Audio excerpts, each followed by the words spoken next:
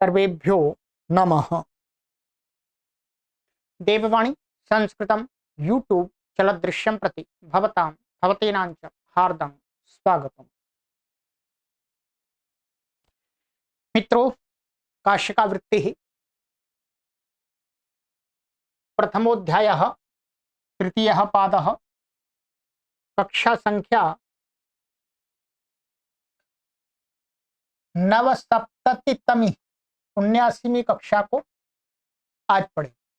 ठीक है, चलिएगा, पुस्तक को ओपन कर लीजिएगा और पुस्तकें नहीं हैं तो पुस्तकों को मंगा लीजिएगा। ठीक है,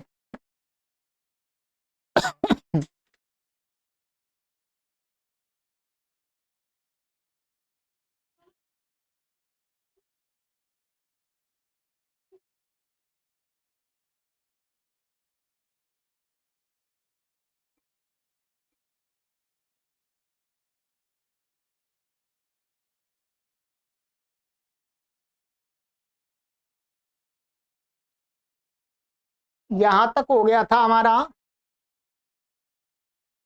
व्यांग परिभ्यो रमः, 83 सूत्र हो गए थे। ठीक है, अब आगे का सूत्र है उपाच्य। चलिएगा,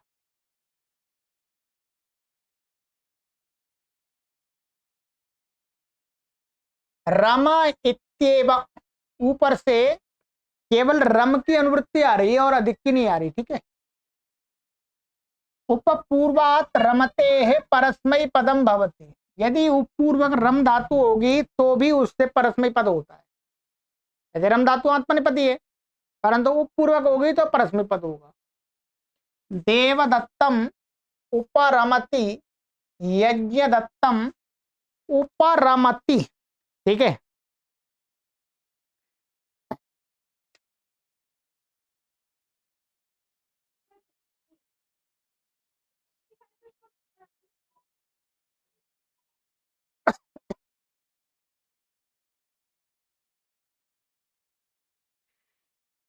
तो यहां पर इसका अर्थ है देवदत्तम उपरमति का अर्थ है देवदत्त को रोकता है, यज्ञ दत्त को रोकता है। ठीक है, अब यहां पर प्रश्न उठता है कि भाई जो रम धातु है वो तो अकर्मक है। क्या है? अकर्मक। तो ये सकर्मक कैसे बन गई?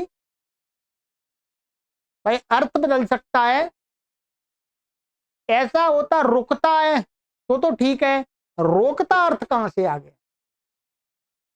तो कहते हैं उपरमयती यावत, इसका वास्तव में अर्थ ये है उपरमयती, माने उपरमती जो शब्द है ये उपरमयती माने षड्यंत के अर्थ में है।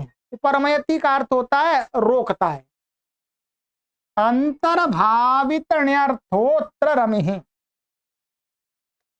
यहां पर इस सूत्र में जो रम धातु प्रयोग की जा रही है वो क्या अंतर्भावित अर्थ वाली है, अर्थात इस रम धातु में बिना इणिच लाए हुए ही इणिच का अर्थ है, उसको कहते हैं अंतर्भावित अर्थ, अर्थात इणिच नहीं आया परंतु इणिच का अर्थ है उसी के अंदर। तो वास्तव में येवदत्तम उपरमति का अर्थ है उपरमयति। ठीक है, परंतु उपरमयति के अर्थ में उपरमति प्रयोग हो रहा है। ठीक है, पृथक योग करणम उत्तरार्थम। अच्छा जी, ऊपर वाले सूत्र में पढ़ देते, उसमें व्यांग परिभ्यो रमा में उत्तर तो ये भी है, ऊपर और पढ़ देते तो कहते हैं वो आगे के लिए है। मैं पृथक योग इसलिए बनाया है कि इसको केवल आगे ले जाना है। अकर्म का विभाषाम वक्ष्यति सा उपपूर्वा देव यथा स्यात्। आगे ये सूत्र आ रहा है कि अकर्मक रम धातु से उपपूर्वक विकल्प से आत्मनेपद होता है। ऊपर से पढ़ देते तो उसमें तो वी आंग और वो परी आ जाते साथ में। ठीक है, तो इसलिए अलग बनाया है।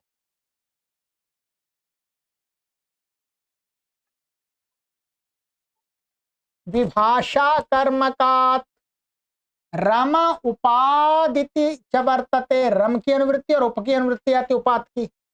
पूर्वेण नित्ये परस्मै पदे प्राप्ते विकल्प आरभ्यते। पूर्व वाले सूत्र से क्या है, नित्य ही परस्मै पद की प्राप्ति थी, तो यहां कह दिया इसको विकल्प का आरंभ कर रहे हैं। उपपूर्वात रमते रकर्मकात विभाषा परस्मै पदम भवति। पूर्व की यदि रम धातु अकर्मक होगी तो उससे विकल्प से होगा। पूर्व वाले सूत्र में क्या सकर्मक आ गई थी अपने आप, उपरमयति के अर्थ में उपरमति हो रहा था। तो यावत भुक्तम उपरमति, यावत भुक्तम उपरमते निवर्तत इत्यर्थः। ठीक है, अर्थात भोजन खा के रुकता है, जब तक भोजन रहता तब तक वो रुका रहता है। तो यहां पर ये क्या है, अकर्मक है। ये भुक्तम, तो भुक्तम का अर्थ तो खाना है। ठीक है, तो यह है, तो इसलिए ये हो गया, तो इसलिए अकर्मक है, इसलिए ये विकल्प से हो गया परस्मै पद और आत्मनेपद पद। यहां पर अंतर्भावित रणित अर्थ नहीं है, ध्यान रखेंगे। ठीक है, तो ये हो गया इसका। चलिएगा अब चलते हैं आगे।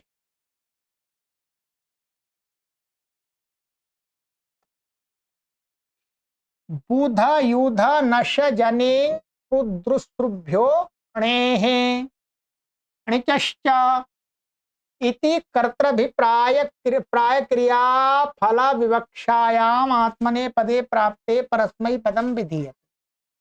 णिचष्ट सूत्र से कर्ता क्रिया का फल कर्ता को अभिप्रेत हो, तो फल में क्रिया का फल कर्ता को विवक्षा हो, तो आत्मने पद की प्राप्ति में इन धातुओं से अणिजंतों से परस्मै पद का विधान किया जा रहा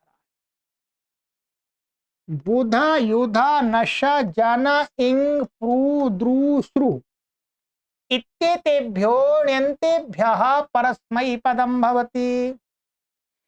ये धातु ण्यंत होंगी तो इनसे परस्मै पद होता है। ठीक है, कब? यहां क्रिया का फल कर्ता को मिल रहा हो तब, क्योंकि इसकी प्राप्ति में है ना, तो क्रिया का फल कर्ता को मिल रहा है तब इन धातुओं से अणियंतों से परस्मै पद होता है, आत्मनेपद पद नहीं होता। और जब क्रिया का फल कर्ता को नहीं मिल रहा तब तो सामान्य परस्मै पद ही होता है। जैसे सिद्धियां वहीं देखेंगे अष्टाध्याय, जैसे बुध का बोधयति, और ये युध का योधयति, नश का नाशयति, जन का जनयति, इंग का अध्यापयति, प्रू का प्रावयति, ध्रु का द्रावयति और श्रु का श्रावयति। अब ये सिद्धियां आपको अष्टाध्यायी भाष्य की जो सीरीज है वहां देखेंगे। ठीक है, तो बस इतना देखना है, यहाँ पर सबसे अणिजंतों से परस्मै पद हो गया और क्रिया का फल कर्ता को मिल रहा है, ध्यान रखेंगे।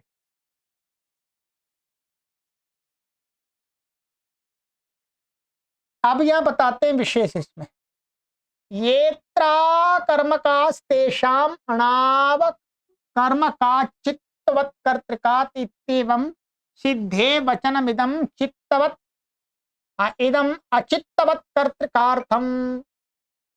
अब इसको समझना है, आगे सूत्र आ रहा है, आगे सूत्र आ रहा है 88वें नंबर का। कौन सा? अणाव कर्म का चित्तवत् कर्तृकात्। ये क्या है? अनंत अवस्था में जो धातु अकर्मक और चित्त चेतनमान करता जिसका है, उसको ऋजंत होने पर क्या होता है? परस्मै पद होता है। ठीक है, तो इस सूत्र में कुछ धातु कैसी है? अकर्मक हैं, जैसे नश हो गई, ठीक है, जन हो गई, ये अनंत अवस्था में। तो अनंत अवस्था में इस सूत्र से ही ये चित्तव जो अचित्तवत कर्तृकार्थ माने चित्तवत का चेतनमान करता होगा, तब तो उसी सूत्र उस सूत्र से ही परस्मै पद सिद्ध था आगे वाले से ही। तो फिर ये क्यों बनाया? तो कहते हैं उस सूत्र में चित्तवत दिया है, मैं चेतनमान करता। तो कह रहे हैं यहां पर जो अकर्मक धातु है अनंत अवस्था में, यदि उनका कर्ता अचेतनमान होगा, जड़ होगा, तो भी इस सूत्र से हो जाए। जैसे बोधयति पद्मम योधयन्ति काष्ठानि नाशयति दुःखम जनयति सुखम। यहां पर बुध धातु, युद्ध धातु और नश धातु और जन धातु ये कैसी हैं? अकर्मक है। और जब इनसे अणिच नहीं आता तब ये अकर्मक है। ठीक है, परंतु अब जब चेतनवान करता होगा तब तो इस सूत्र से ही आत्मनेपद पद प्राप्त है, अण्यंत से भी अण्यंत में ही करता है। परस्मय पद, आत्मनेपद पद नहीं, परस्मय पद।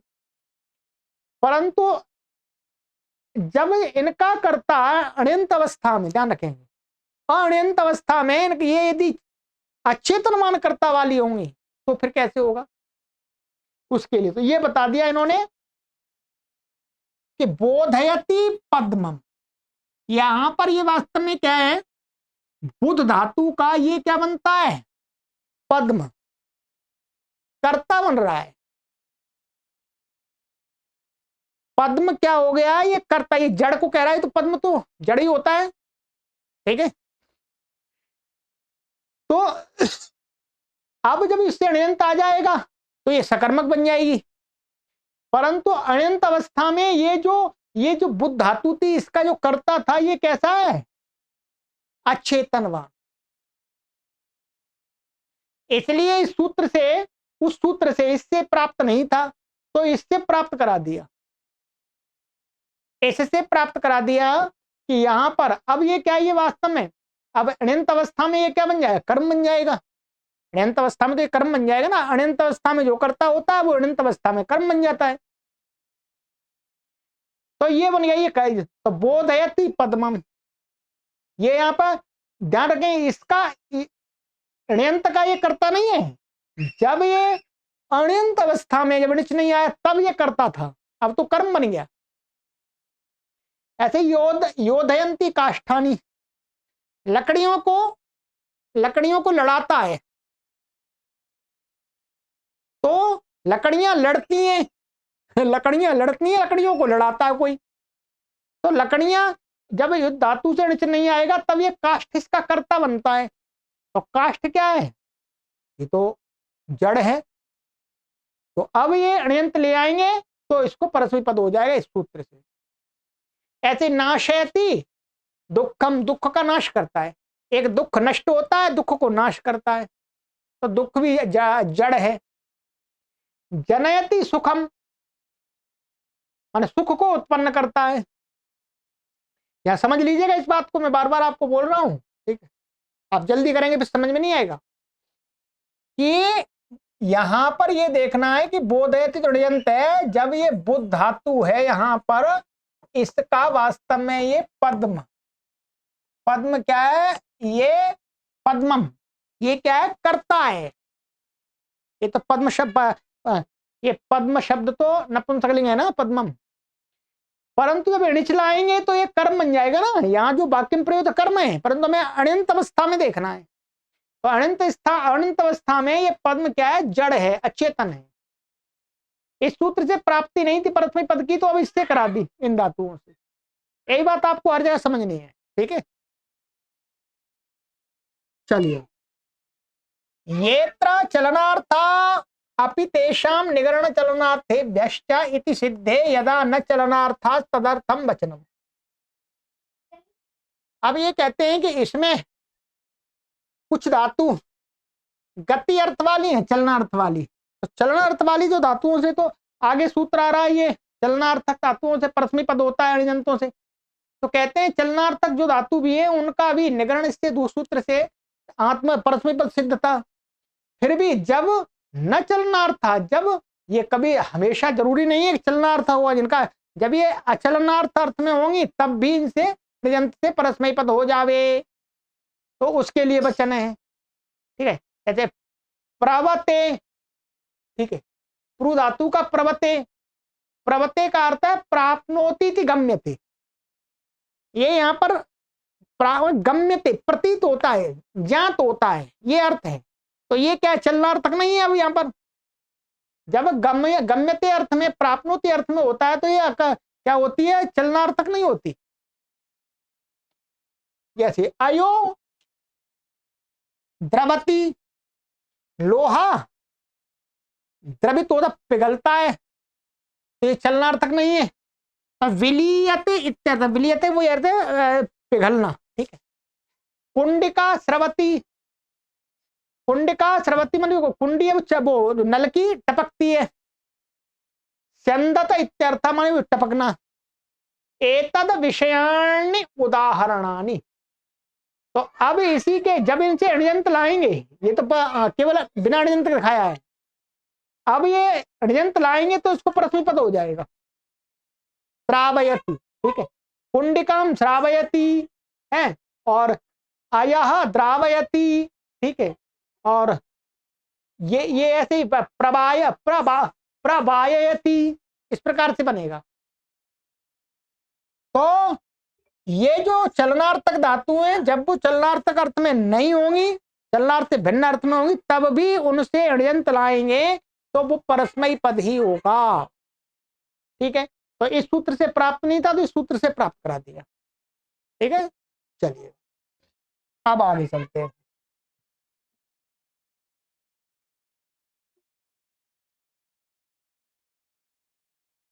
निगरण चलनार्थेभ्यश्च अणेरिति वर्तते, कर्तृभिप्राय क्रिया फल विवक्षायाम आत्मने पदापवाद परस्मै पदम विधीयते।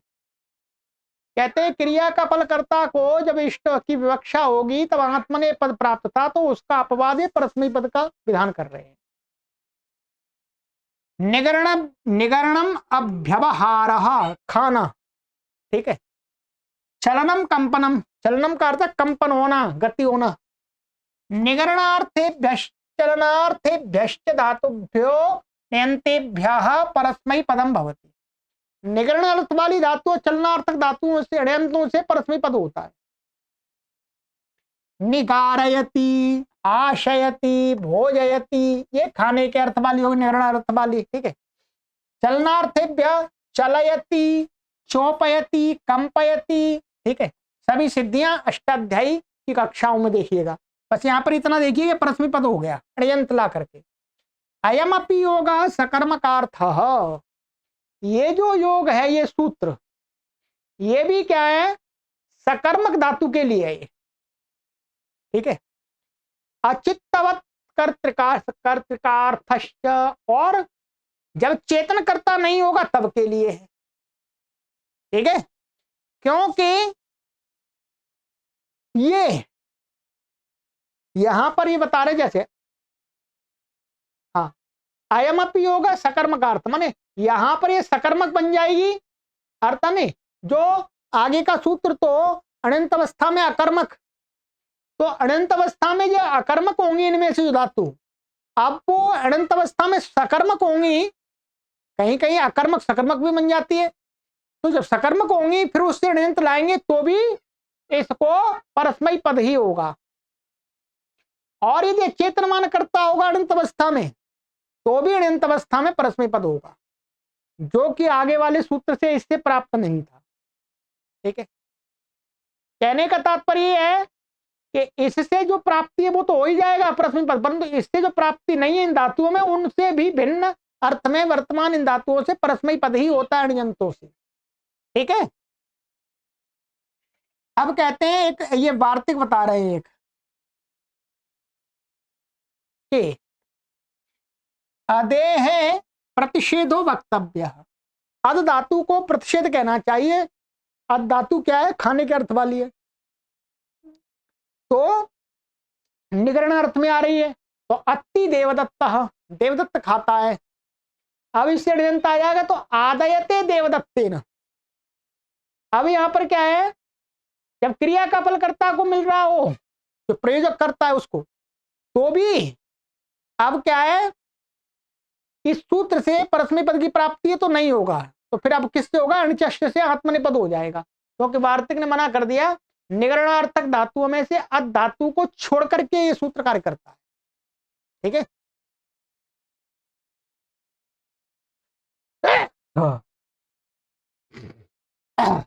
चलिए ये हो गया।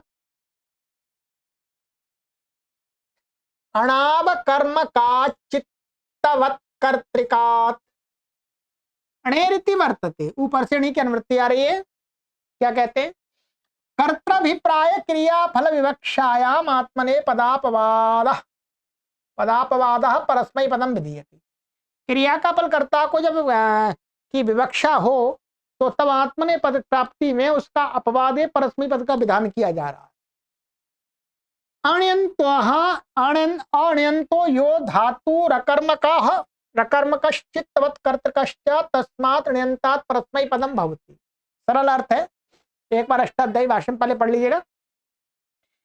जो धातु अण्यंत मन जब उससे अणिच नहीं आया है तब कैसी होनी चाहिए? अकर्मक और चित्तवत कर्तृकश्च और चेतनमान कर्ता वाली होनी चाहिए। दोनों विशेषण लगने चाहिए, अकर्मक भी होनी चाहिए और चेतनमान कर्ता भी होना चाहिए।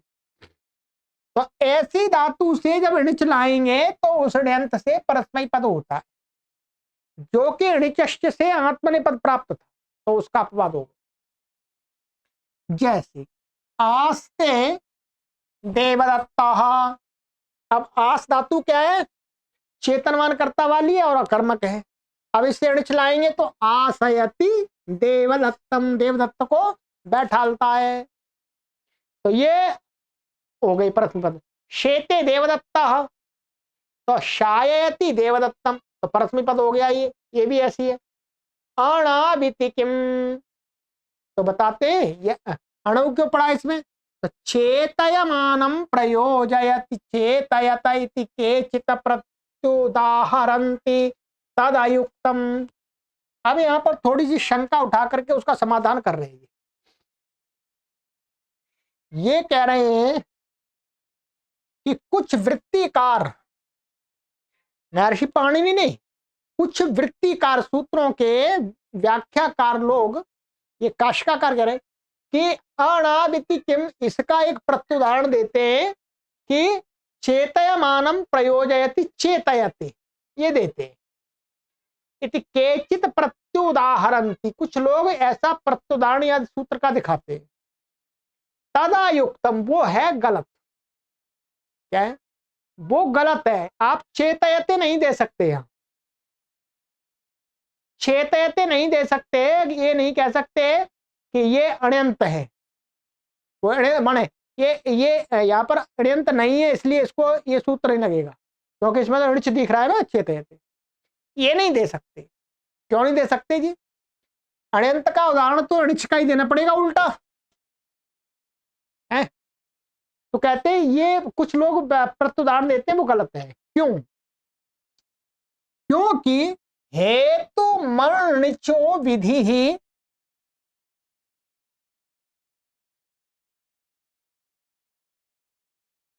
प्रतिषेधोपि प्रत्यासत्तेस्तस्यैव न्याय्यः।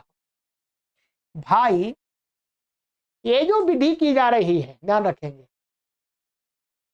ये जो विधि की जा रही है अणु और जो णिचश्च की अनुवृत्ति आ रही है अण्यंत से, तो वो णिचश्च में जो णिच है वो कौन सा वाला णिच है? वो हेतुमती च से विहित णिच है। प्रयोजक कर्ता के अर्थ में जो णिच आता है वो वाला णिच है। णिच दो प्रकार के होते हैं, एक स्वार्थ में आता है, चुरादी गण की धातुएं हैं, तो उसमें तो क्या सत्यापाश रूप वीणा सूत्र से चुरादी से णिच आता है, उसका अपना कोई अर्थ नहीं होता, वो उसी धातु के अर्थ को कहने के लिए आता है, वो हेतु मत णिच नहीं होता। जब यहां पर ण्यंत धातु और णिचश्च का अपवाद है ये, ठीक है, तो णिचश्च में क्या है? हेतु वाला णिच है, तो प्रत्युदाहरण भी हेतु वाले णिच का ही देना चाहिए है। ये जो आपने दिया है ये जो चेत धातु है, ये तो चुरादी गण में है वास्तव में। इसमें चेतयति में ये इसमें चित ऐसा है, चिति संज्ञा ने करके है, तो यहां पर इसमें णिचा आता है। ठीक है, ये क्या है वास्तव में? ये चुरादी गण वाला चुरादी से णिच होता है। ठीक है, और णिचष्ट में जो णिच है वो हेतु वाला है। तो अण्यंत अणउ इति किम, तो उसमें अण्यंत का उदाहरण दिखाना है तो हमें हेतु मत इणच वाला दिखाना पड़ेगा, ये नहीं दिखा सकते।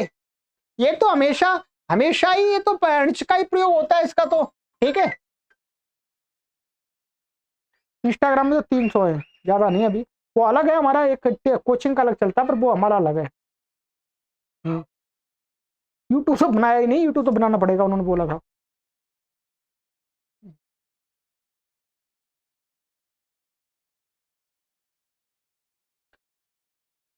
वहाँ हम तो इसलिए ऐप हमने डाउनलोड किया था आपका, हमने कि यहाँ पर हम लाइव जाके सीधे कस्टमर से मिल सकते हैं, पर उन्होंने बोला कि नहीं हमारे कोई कस्टमर नहीं है।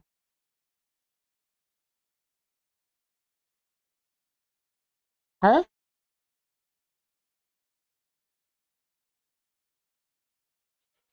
हाँ, तो वो एक हमने जूप ऐप भी किया था, जूप पार्टनर बाद में क्या था, जूप पे तो चल रहा था, तो उन्होंने बोला कि जो जूप पर लाइव चल रहा है वो उन लोगों के जो देख रहे हैं ना वो उनके अपने फेसबुक के कस्टमर हैं, ये बताया था उन्होंने। क्या हमारे कस्टमर नहीं है वो, हमारे अभी तो ऐसा नहीं है हमारे तो अब उन्होंने सही बताया है वैसे तो मुझे। हाँ हाँ, कनेक्ट कनेक्ट तो करना है, बाकी देखेंगे। आपके आपके लोग भी वहाँ कस्टमर डाउनलोड कर रहे हैं, अभी 5,000 आपके हो गए हैं शायद, मुझे लग रहा है। ठीक है ना। ओके।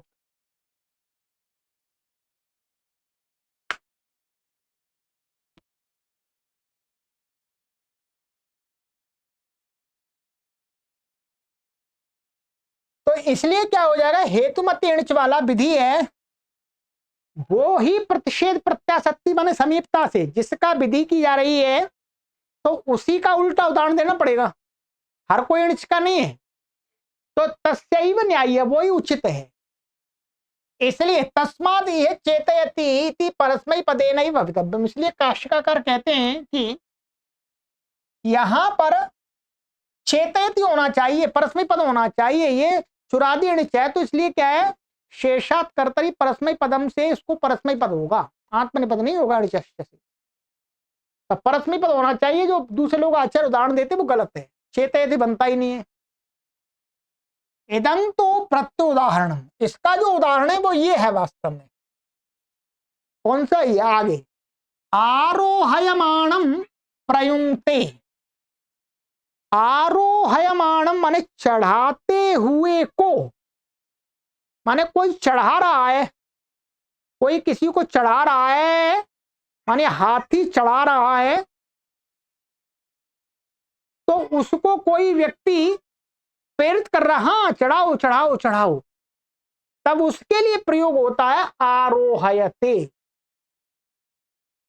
ठीक है, तो आरोहयते में जो ऋच आया है वो कैसा आया है, हेतुमती वाला आया है।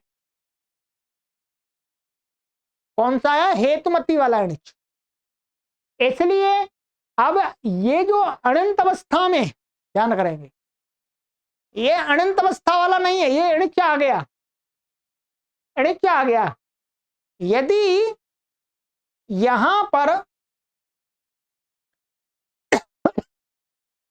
अणु नहीं पढ़ते तो ऋच का भी ग्रहण हो जाता। क्या हो जाता? ऋच का भी ग्रहण हो जाता, और ऋच का ग्रहण हो जाता तो क्या हो जाता यहां पर,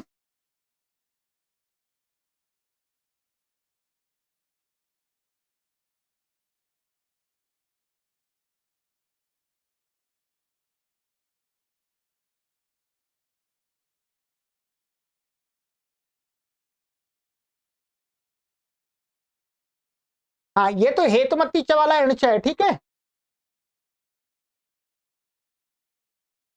तो यहां पर ये वास्तव में न्यास में आप थोड़ा देखेंगे कि जो आरोहयमाणम, ये यहां पर जो आरोहयते दिखाया जा रहा है, ये वास्तव में क्या है, आंग पूर्वक रोह धातु से एक ऋच आया, एक ऋच आया, ध्यान रखेंगे, एक ऋच आया तब ये बना इसमें शानच प्रत्यय होकर के,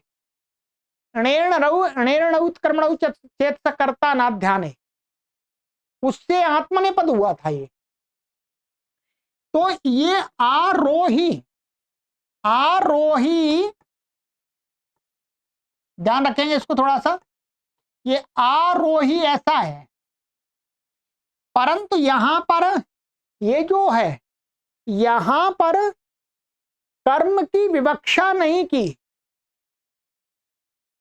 ठीक है, यहां कर्म की विवक्षा नहीं की, न करके यहां पर जो णिच आया है आरोही, अब उसको कोई व्यक्ति माने आरोहयमाणम हस्तिनम, ऐसा हाथी जो किसी को चढ़ा रहा है अपने ऊपर स्वयं, तो वहां पर हाथी, जो हाथी है चाहे आरोहण कर रहा है किसी का, उसको कहने के लिए जो वहां पर अकर्मक बना दी इसको, ये अकर्मक बन गई। यहां पर ध्यान रखेंगे अकर्मक है ये, आरोहयमाणम, यहां पर कर्म की विवक्षा नहीं कि जो चढ़ा, जिसको चढ़ा रहा है हस्त हाथ महावतों को, उसकी विवक्षा नहीं है, ये यहां पर लिखा हुआ है। ठीक है, तो वही कहते हैं कि तथापि ण्यंत अवस्थायाम हस्तिपकाः प्रयोजकत्वेन न विवक्षन्ते, अन्यथा ही अणु यत कर्म तदेव अणु कर्ता न स्यात्। तो फिर माने अनंत अवस्था में जो कर्म है वो अनंत अवस्था में कर्ता नहीं बन सकता। ठीक है, तत्र प्रयोज्यत्व अविवक्षायाम आरोहयमाणः इत्यस्य स्वयमेव आरोहयति इत्येषो अर्थः। अर्थात वो स्वयं क्या कर रहा है, चढ़ा रहा है स्वयं, किसी दूसरे वाले की विवक्षा नहीं है। तो इसमें कहते हैं कि इस आरोही से अब एक और ऋण चलाएंगे, उसको कोई व्यक्ति अब प्रेरित कर रहा है उस हाथी को। ये थोड़ा सा कठिन लग रहा है आपको, तो अब क्या है, ये ऋण आएगा यहां पर एक और, अब ऋण आ गया ये। अब इस ये हेतुमती से ऋण आया है, हेतुमती से ये ऋण आया, ध्यान रखेंगे हेतुमती से ये भी ऋण आया था, ध्यान रखेंगे, परंतु ये वाला हेतुमती ऋण आया, परंतु यहां अकर्मकत्व की विवक्षा में आया। ठीक है, अब इसका तो हो गया लोप। अब कोई ये क्या है, ये अब जो ऋण आने से पहले ये धातु अनंत अवस्था की नहीं है, ये अनंत अवस्था की है, इसलिए यहां पर इसको आत्मनेपद होगा, परस्मै पद इससे नहीं होगा इस सूत्र से, क्योंकि ये अनंत अवस्था में माने ये वास्तव में यहां पर जो ऋण ये दिखाया जा रहा है, ये दूसरा वाला ऋण है, दूसरे एक और हेतु माने हेतुमती से दोबारा आया है, इसलिए इस ऋण से आने से पहले ये अनंत नहीं है, इसलिए अब इस ऋण के आने पर यह परस्मै पद नहीं होगा। ये थोड़ा सा कठिन तो आपको लगेगा, पर यहां लिखा हुआ है, आप न्यास को पढ़ेंगे देख करके तो समझ में आ जाएगा पूरा, कोई कठिनाई नहीं है। ठीक है, इतनी भी बस ये इतना बताना चाह रहे हैं। प्रत्युदाहरण इसका ये होगा वास्तव में आरोहयति। ठीक है,